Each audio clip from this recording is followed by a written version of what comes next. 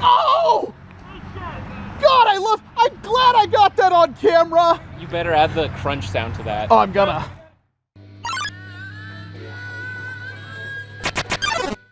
I don't know really where to begin with this one. So, I've built a lot of crazy stuff on this channel, and I'm likely to say that because it's, you know, my creations, but Fine Punishment 12, Hellsender, the friggin' Deleter, the Chimera Strike even. And yet, what I've built now is my favorite thing I've ever done, and I'm my harshest critic. And I'm just ecstatic with how this build turned out. What am I talking about? I am talking about my Thompson. A rather realistic portrayal of a foam dart launcher, but this is based obviously off the Thompson submachine gun. But more specifically, you notice it looks friggin' ugly, and that's because it's meant to look like the one from Rust, which is a game I talk about constantly in my videos because I'm hopelessly addicted to it. It's pretty much my favorite game in every way. It has very satisfying gunplay, a very addictive gameplay loop. You can build bases, you raid people, you just can talk to people and have funny moments happen. It's that kind of sandboxy gameplay that just sings to me, and I've never been bored of it. I love Rust, and I finally, without waiting for the Zombie Strike Dreadbolt to come out from NERF, I decided I wanted to build something from Rust, and this was the most practical thing I could think of because I said that, I mean, lots of people have said, but the Rebelle Fearless Fire looks like a Thompson submachine gun, and I decided to take that a little bit further and just make the one from Rust. As close as I could possibly get it, and I think I did a pretty accurate job while making obviously some, you know, design decisions because obviously the one from Rust is not a drum fed, and oh well, I did what I could. But I did match some things in some ways. We'll start with just the ugly as sin body. Paint job is horrible. It's not finalized in any way. I would actually like some guidance on how to get this looking pretty decent because I don't know how to paint something this flat and make it look good, especially when I'm trying to make it look like something that's a hunk of rusted metal. That's something I just don't know about, but whatever. I slapped this thing together in about a week, and I mean, granted, if I want to just take the easy route, I want to have done all this crazy, hard, all this body work on this thing, and all the, you know, notice there's no rev trigger anymore. I've made a lot of work on this, and it's my favorite thing ever. I love this. That opening clip that you saw of me shooting Captain Xavier, I just walk up with my hand in my pocket, I take a pot shot, and it hits him perfectly. And that's just the best clip I have because I'm really trying to work on a recording rig, and I had this crazy PVC backpack set up on, and I just learned that's not going to work because most of my footage is unusable. So I'm just going to mount my gimbal to my head somehow. We'll figure that out. I don't care if it looks goofy. I need to record footage. But that clip illustrates perfectly why I like this. So internally, it's got a complete rewire. It's got a different trigger system, which I'll get to. But the main driving force, of course, is the flywheel cage and the flywheels inside because the Fearless Fire was a flywheel blaster. And I went with a DRS Performance 3D printed Fearless Fire cage because that was the only one I could find. I mean, that's the only third-party flywheel cage for the Rebelle Fearless Fire, and it only comes in 3D printed, so I bought that. And even when I was putting it through the chronograph, it went anywhere from like the mid-80s to maybe the high 90s. Not really that good considering it's running off Make Test Battle's 180 Hellcat motors, powered by a 3S LiPo, my graphene with a 45C discharge rate. And I mean, that should equal a lot of power. And I mean, if you put it into the Rage of Dust with its artifact flywheel cage with the serrated flywheels hits 135. This only hits 97. So that was a little disappointing. What was less disappointing is how friggin' accurate this thing is. This was the most accurate blaster I saw at that war. And I know a lot of people are going to agree with me on that one, Captain Xavier the least of which. This thing was deadly. And the darts used for this weren't supposed to be anything that were super special for accuracy. These are the Raytheon darts. They're just your standard faux berry or standard NERF Elite dart. Rubber head, squishy foam body, nothing super special. However, these Raytheon darts are exceptional in their quality, and I mean that because out of the 250 I fired at the war, I didn't have a single one with glue hanging off the side. I didn't have a single head of them come off or anything like that. No jams, nothing. They worked effortlessly with the rear loading. They fired perfectly well. If you're interested in these darts, and I've shown you kind of how they work, there's a link down in the description box below where you can get 300 of them for $15 with free shipping in the US. That's a pretty decent deal, and it will help the channel if you're interested. Yes, you have to arc your shots to match some people with better blasters, but it's really, really easy to land those long-distance shots, and it's a lot of fun. It is stupidly cool to actually hit what you're aiming at, and with the less range but insane accuracy, it's a Thompson. That made me happy. I know Thompson usually spray and pray, you know, Chicago typewriter, all that kind of stuff. This is the exact opposite because it's a semi-auto blaster, but still, it works, and it works darn well. I am so happy with that.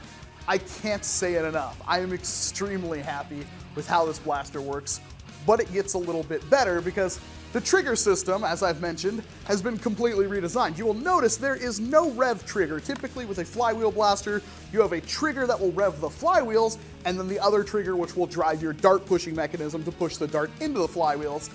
This just got one. And it basically works in that when you half pull the trigger, the flywheels spin up, and then when you complete that pull, that's when it pushes, you know, obviously mechanically pushes the dart into the flywheels and fires a dart. Not the super greatest setup ever, but I didn't have room for the rev trigger, and this worked out well. I actually really liked how this turned out. It makes it even more of a marksman type blaster, even though it's supposed to be a spray and pray machine gun. But that's not everything, because there's one thing I've wanted to do with a Fearless Fire for a very long time, and I finally did it, thinking I might just completely wreck this one. And they're kind of hard to get, at least they were until they showed up in California for like $10 at a dollar store. I know a lot of people have those, and they're very, very excited, and that's why I'm glad to show off this, because hopefully people get inspired to do crazy stuff like this. But this one, as you can notice, there's a drum here. It actually completely rear loads, and it rear loads effortlessly. This thing is so easy to top up in the field, I don't even know where to start. I really like this kind of modification. I honestly have not seen anybody do it. I tried to search it all over Reddit and stuff like that. I didn't find anybody who's done this, and I don't know why, because it seemed incredibly obvious to me, and it works so well. I was scared, and I know I talked to NERF about this one, that it would mess up the rotation mechanism, but it doesn't. Just don't take off too much material and you're fine.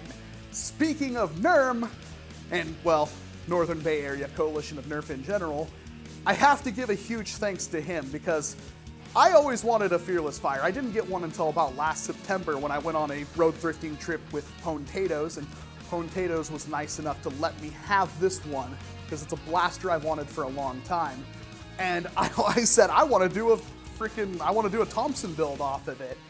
And NERF was already a little bit one step ahead of me. He already had the parts laid out and everything for his Thompson. And it's almost identical to how this would have gone had I not gone with the rusted look. He basically was going to use the same grip and the same stock, but when I finally decided to get around to this, after I got the flywheel cage in November, I asked NERF, please, can you build yours so I can just put mine, start building mine and put mine out there. He's been really busy with life and stuff. He hasn't been around to get to it. So I started on this, and I didn't want to feel like I completely stole his build. They're very, very similar, and that I could have been inspired by what he was doing, how he showed me how he was going to put his parts, but I wanted to build a Thompson from Rust, and this was just the best way of doing it.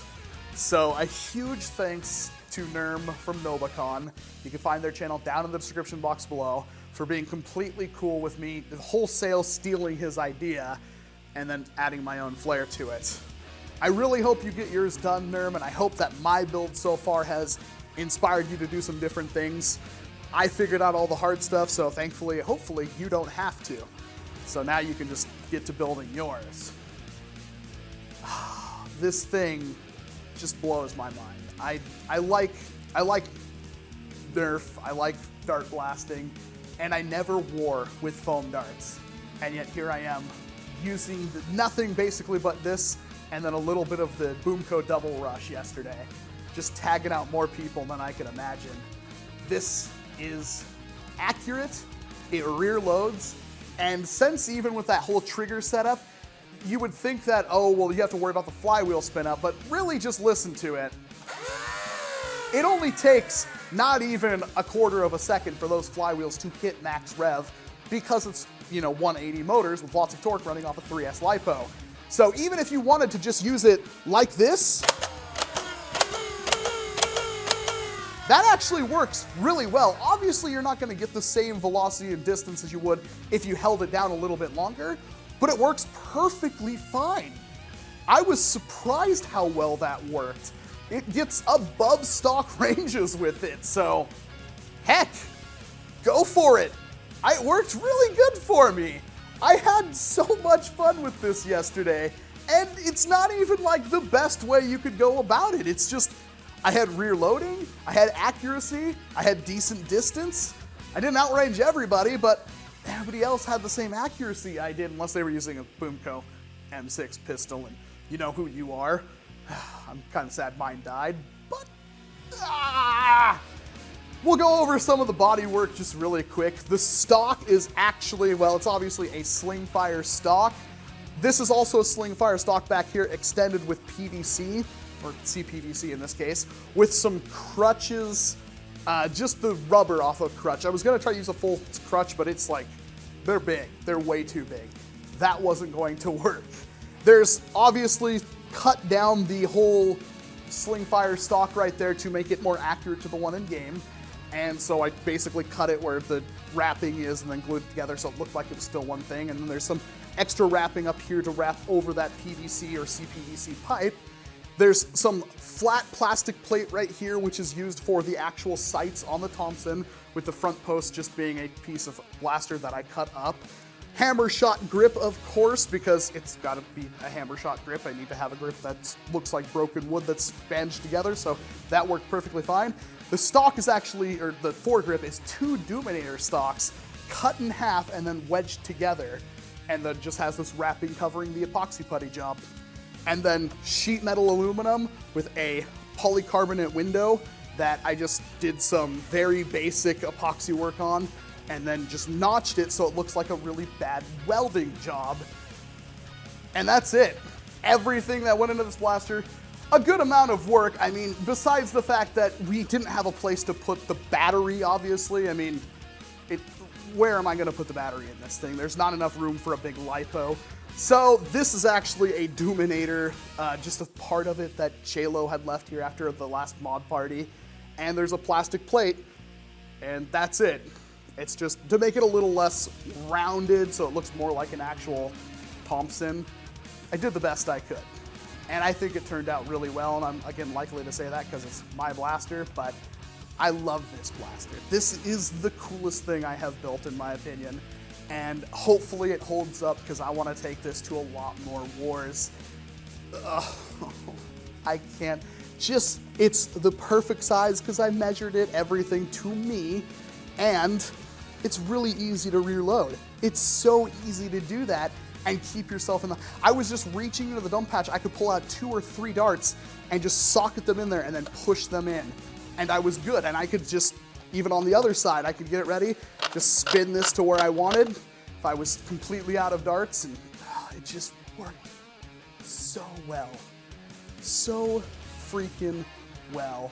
Maybe a couple of dart skips every once in a while, but I think that's down to the whole trigger system and doing half pulls too often, because that can index the whole turret as well. But it's just me gushing for minutes at a time about how much I love this thing.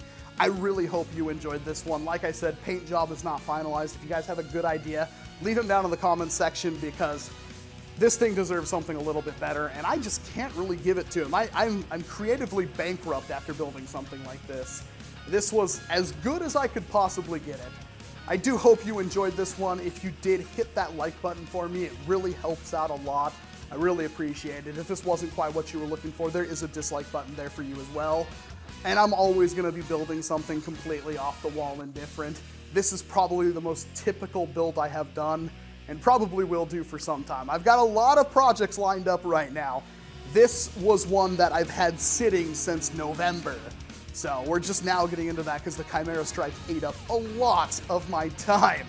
Because that was 3 whole completely mods, you know, completely different mods done in a way that I've never seen done before. I've never seen an integration that breaks apart into 3 different blasters, but you get the idea.